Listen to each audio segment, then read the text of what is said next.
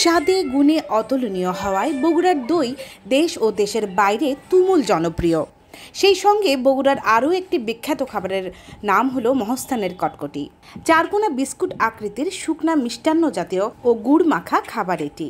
বগুড়া শহর থেকে 11 কিলোমিটার উত্তরে করতোয়া নদীর পশ্চিম পাশে বাংলার প্রাচীন রাজধানী পুন্ড্রবর্ধন বা মহস্থানগড়, আর এই গড় এলাকাতেই কটকটির উৎপত্তি।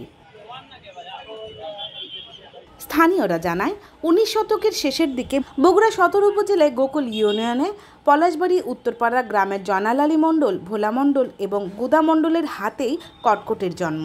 জীবিকার তাগিদে নিজ বাড়িতে একেবারে সাধারণভাবে চাউলের আটা দিয়ে কটকটি বানিয়ে মহস্থান শিবগঞ্জ মোকামতলায় বিক্রি করতে শুরু করেন।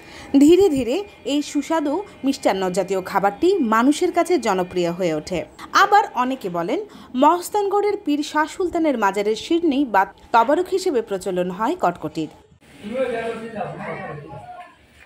বর্তমানে মহস্থানগড় ঘিরে গড়ে উঠেছে কটকটির বিশাল বাজার।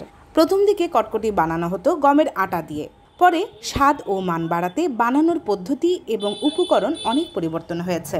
আগে কটকটি ভাজতে তেল ব্যবহার করা হলেও বর্তমানে ঘি, ডালডা ইত্যাদি ব্যবহার করা হয়। কটকটি তৈরি হয় কয়েক ধাপে। এর প্রধান উপকরণ সিদ্ধ সুগন্ধি চাল। চাল পানিতে ভিজিয়ে রাখতে হয় 1.5 থেকে 2 ঘন্টা।